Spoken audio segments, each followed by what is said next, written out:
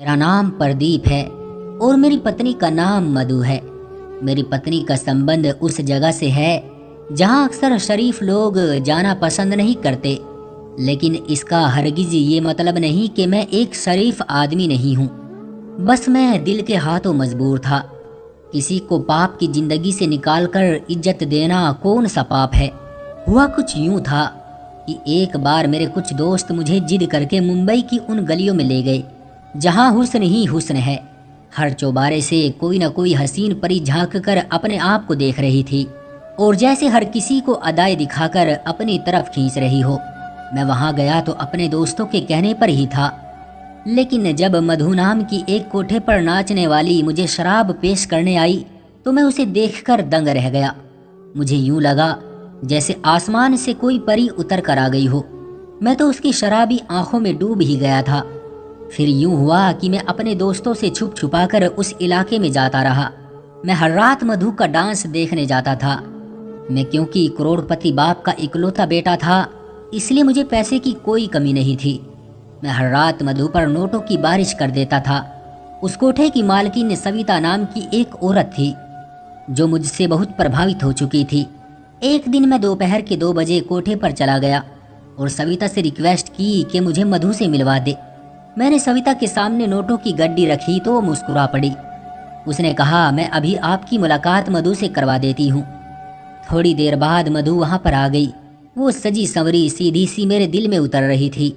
मैं बड़ी देर तक वहां बैठा रहा और मधु के साथ इधर उधर की बातें करता रहा। मधु एक बुद्धिमान और समझदार लड़की थी। उसकी बातें बहुत गहरी महसूस होती थी। उसकी कंपनी में कोई भी बोर नहीं होता था। अब मैंने अपना ये रूल बना लिया था कि मैं हर रोज दोपहर 2 बजे मधु से मिलने जाता था। मेरी और मधु की बहुत अच्छी दोस्ती हो गई थी, लेकिन मेरा दिल गवाही दे रहा था कि दोस्ती से बढ़कर भी मेरे दिल में इसके लिए कुछ है। फिर एक दिन मैंने मधु से अपने प्यार का इजहार कर ही दिया तो उसने मुझे सकारात्मक जवाब दिया। मैंने मधु को कहा कि ये डांस वगैरह छोड़ दो। मेरी इस बात पर वो मेरे सामने रो पड़ी थी। उसने कहा, यहाँ कोठे पर नाचने वाली हर लड़की की यही इच्छा है कि वो इस पाप की जिंदगी को छोड़कर अपना एक घर बसाए, लेकिन हम जैसी लड़कियों के साथ कौन शादी करता है। फिर हमें अपना पेट भी तो भरना पड़ता है ना। बस हम सभी मजबूर हैं और मजबूरी की वजह से ही ये सब कर रही हैं।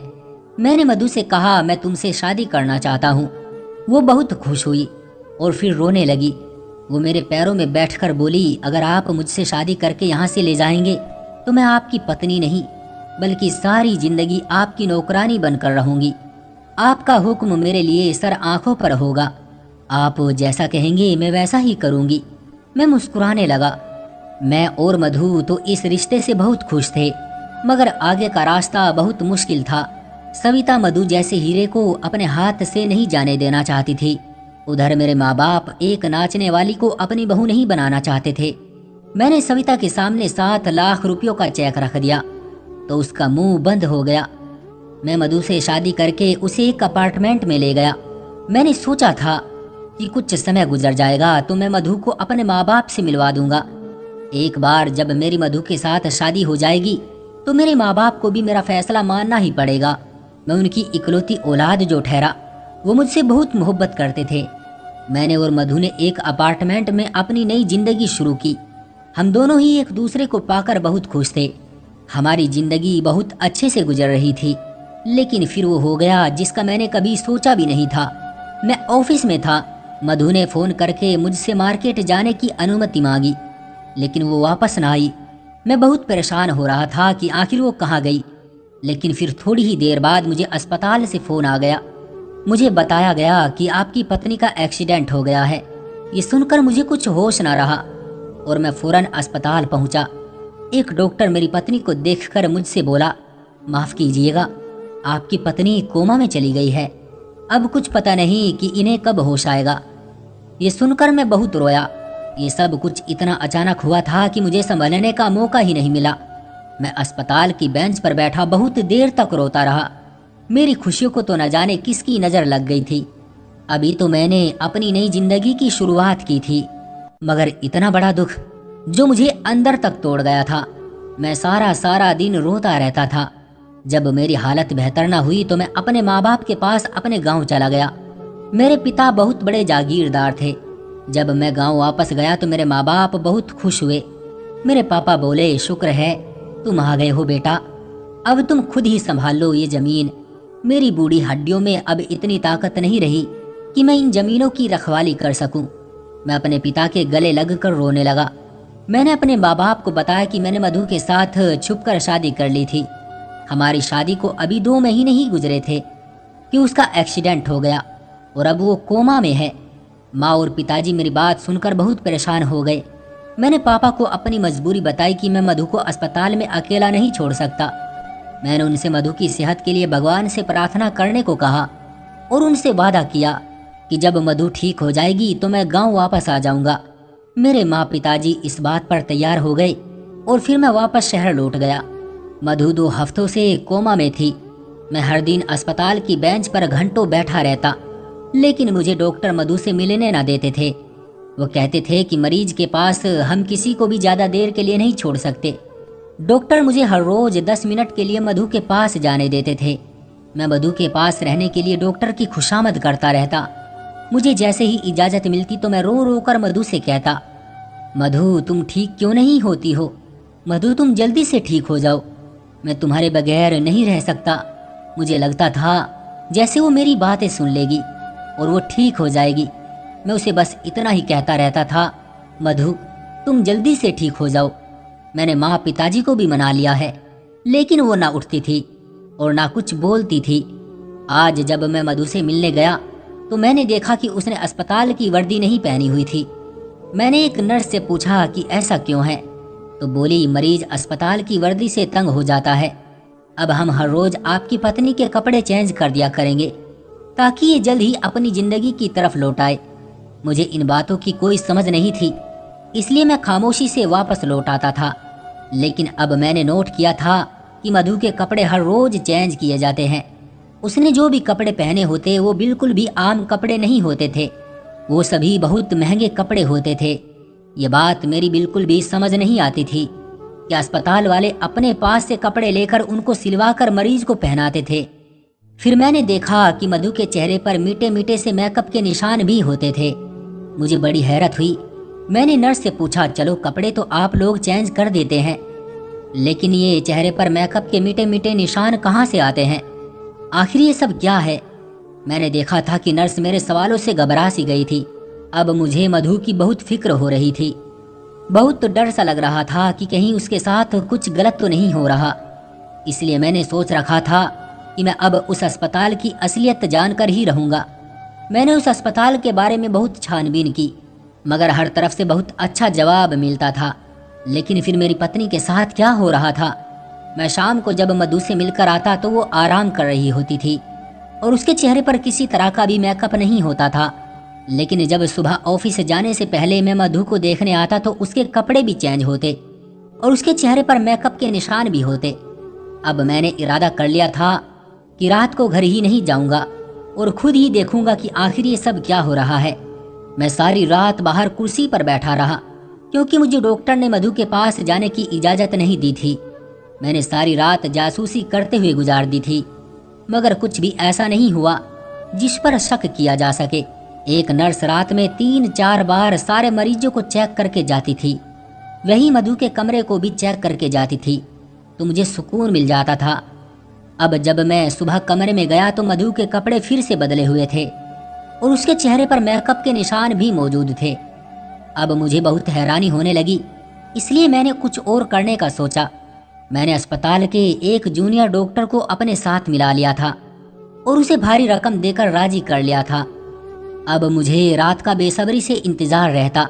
जैसे ही रात हुई मैंने उस जूनियर डॉक्टर की ड्रेस पहन ली। मुझे मधु के कमरे में जाने से कोई भी नहीं रोक रहा था। पहले तो मैंने जैसे ही मधु के कमरे की तरफ कदम बढ़ाया, एक नर्स भागकर मेरे पास आई और मुझे अंदर जाने से रोकने लगी। मैं उसके जाने के बाद आराम से मधु के कमरे में चला गया, मगर ये क्या, मेरे तो कदमों तले से जमीन ही निकल गई क्योंकि मधु का बेड तो खाली था। वहां तो मधु का नामो निशान भी नहीं था। मैं बहुत परेशान हो गया और सोचा कि आखिर मधु कहाँ जा सकती है। मैं वैसे ही बाहर निकल आया मैंने जूनियर डॉक्टर से मधु के बारे में पूछा तो उसने मना कर दिया। मैं अपने चेहरे पर मास्क लगाकर उस नर्स के पास गया जो मधु के कमरे के बाहर चक्कर लगाती थी। मैंने उससे पूछा कि इस कमरे का मरीज कहाँ है, तो वो बोली जहाँ रोज जाती है, आज भी वहीं गई है। मुझे लगा कि मैं ज्यादा कुछ भी नहीं सुन पाऊंगा। मैंने धड़कते दिल के साथ उस नर्स से पूछा, आखिर वो कहाँ जाती है? तो नर्स मुस्कुराकर बोली, ज्यादा होशियार मत बनिए, आप भी तो सब कुछ जानते हैं, मुझे क्यों फंसा रहे हैं? अपना हिस्सा आप भी तो ले रहे हैं ना। ये सब मेरे लिए बर्दाश्त से बाहर होता जा रहा था। मैंने जूनियर डॉक्टर की वर्दी उसे वापस कर दी और खुद अपने कपड़े पहनकर वापस अस्पताल की बेंच पर जा बैठा। मैंने पलक तक नहीं झपकी। मैं देखना चाहता था कि आखिर मधु कहाँ से वापस आएगी, लेकिन सुबह के 9 बज गए, मधु अस्पताल नहीं आई। एक नर्स मेरे पास से गुजरी तो मैंने उससे कहा मैं अपनी पत्नी से मिलकर ऑफिस जाना चाहता हूँ। तो वो बोली, जी आप जाकर मिल ले, आपके पास 10 मिनट है। मैं इजाजत मिलते ही बड़ी तेजी से मधु के कमरे में दाखिल हुआ। मधु अपने बेड पर मौजूद थी। उसने आज फिर से कपड़े चेंज किए हुए थे और हर रोज की तरह उसके चेहरे पर मेकअप के निशानात थे। अब मेरे समझ में सारा मामला आ चुका था। मुझे मालूम हो चुका था कि जो कोई भी मधु को रात में बिस्तर से अगवा करता है वो उसको अस्पताल के पीछे दरवाजे से लेकर जाता है। इसलिए मैंने यही फैसला कर लिया था कि मैं अब अस्पताल के पिछले दरवाजे की निगरानी करूंगा। मैंने अस्पताल वालों के साथ एक चाल चलने की कोशिश की। मैं मधु के कमरे में गया। वहां मैं 10 मिनट से ज्यादा रुका था। मुझे पता था कि अब मुझे कोई डॉक्टर यहाँ से निकालने के लिए जरूर आएगा, और मेरी सोच के मुताबिक 12 मिनट पर एक डॉक्टर उस कमरे में आया और बोला, सर आपको यहाँ से जाना होगा, मरीज के पास ज्यादा देर रुकना ठीक नहीं है। मैंने इस बात पर सर हिला दिया। डॉक्टर साहब, मैं 2-3 दिन के लिए अपने गांव जा रहा हूँ, इसलिए मैं अस्पताल के चक्कर नहीं लगा पाऊंगा। आपसे गुजारिश है कि आप मेरी पत्नी का ख्याल रखिएगा। किसी भी तरह की इमरजेंसी में मुझे कॉल करके बुला लीजिएगा। डॉक्टर ने मधु का ख्याल रखने के लिए मुझे यकीन दिलाया तो मैं उनसे मिलकर अस्पताल से बाहर निकल गया, ऑफिस चला गया और शाम को जब ऑफिस से लौटा तो अपना भेष बदलकर चेहरे पर मास्क लगाकर अस्पताल के पिछले हिस्से में जाकर बैठ गया। मुझे थोड़ी ही देर गुजरी होगी जब मैंने कुछ ऐसा देखा जिसे देखकर मेरा दिल ही बैठ गया था। मधु अपने कदमों पर अस्पताल से बाहर निकल कर आ रही थी और फिर वो एक बड़ी सी गाड़ी में बैठकर चली गई। उस लम्हे में मैं बहुत ही तकलीफ से गुजर रहा था। दुख, दर्द, परेशानी, हर चीज ने मुझ पर हमला कर दिया था। मेरा दिल चाह रहा था कि मैं यहाँ बैठकर जोर जोर से रोना शुरू कर दूं, लेकिन मेरा मधु के पीछे जाना भी जरूरी था। इसलिए मैं मधु की गाड़ी का पीछा करने लगा। आज शायद मेरी जिंदगी का सबसे बुरा दिन था, जो मुझे सदमे पर सदमा मिल रहा था। मधु की गाड़ी का पीछा करते करते मैं वहां पहुंचा जहां से उसको निकालकर अपनी जिंदगी में लेकर आया था। मैंने उसको इज्जत दी थी, अपने घर की सुरक्षित 4 दीवारी दी थी, मगर उसने क्या किया? वो तो जिस गंद से निकली थी फिर उसी गंद में वापस लौट गई। जब मधु कोठे में दाखिल हो गई तो उसके 10-15 मिनट बाद मैं भी कोठे में दाखिल हो गया था। मैंने अपना भेष इस कदर बदल रखा था कि मुझे कोई भी आसानी से पहचान नहीं सकता था। अब हुआ यूं कि जब मैं कोठे में दाखिल हुआ तो मधु नाच रही थी। मेरा दिल चाह रहा था कि मैं अभी उठकर मधु को एक जोरदार थप्पड़ मार दूं, लेकिन मैंने सब्र किया। मैं जानना चाहता था आखिर मधु ये सब क्यों कर रही थी, उसने मुझे धोखा क्यों दिया। अगर उसे नाचने का इतना ही शौक था तो उसने मेरे सामने अच्छाई का ड्रामा क्यों किया था। डांस देर रात तक चलता रहा। सुबह 4 बजे के करीब सभी अपने अपने घरों को वापस जाने लगे, लेकिन मैं वहां से न उठा। जब हॉल खाली हो गया तो मैं उठकर मधु के सामने खड़ा हो गया। मैंने अपने चेहरे से मास्क हटाया तो मुझे देखकर हैरान हो गई। उसका चेहरा डर के मारे लाल हो चुका था। मेरी आंखों में आंसू आ गए थे। मैंने रोते हुए कहा, मधु, अगर तुम ये सब छोड़ नहीं सकती थी तो तुमने क्यों मुझसे कहा कि मैं तुमसे शादी कर लूं? मैंने अपने माँ बाप का दिल भी दुखाया, लेकिन फिर भी तुम मेरी नहीं बनी। मधु भी रोने लगी थी। रोते हुए बोली, कुछ लोग हम जैसे होते हैं जिनकी किस्मत में इज्जत होती ही नहीं। मैं तुमसे शादी करके बहुत खुश थी कि अब मुझे किसी के सामने नाचना नहीं पड़ेगा, इज्जत की जिंदगी गुजरेगी। लेकिन फिर कुछ ऐसा हुआ कि मजबूर होकर फिर से कोठे पर आ गई। मैंने चिल्लाकर पूछा, मुझे भी तो बताओ तुम्हें ऐसी कौन सी मजबूरी आ गई थी कि तुमने ये सब किया? तुमसे पहले एक सेठ मेरी जिंदगी में था, वो भी मेरे डांस का बहुत शौकीन था। उसने मुझ पर पैसा पानी की तरह बहाया था। सविता उसे जबान दे बैठी थी कि मैं उसके सिवा किसी और के सामने नहीं नाचूंगी, मगर फिर अचानक से वो सेठ गायब हो गया। उसने मेरे लिए पैसे भेजने छोड़ दिए थे। सविता ने 2 महीने इंतजार किया, लेकिन जब उसकी तरफ से कोई जवाब नहीं आया तो उन्होंने मुझसे एक बार फिर भरी महफिल में डांस करवाना शुरू कर दिया। उन्हीं दिनों मेरी नज़र तुम पर पड़ी थी। तुम एक दिन मेरा डांस देखने आए थे। तुम मुझे बहुत ही अच्छे लगे थे। फिर यूं हुआ कि हम दोनों की मोहब्बत परवान चढ़ गई और फिर तुमने 7 लाख रुपये देकर मुझे खरीद लिया। लेकिन हमारी शादी के 2 महीने बाद ही वो सेठ भी वापस आ गया।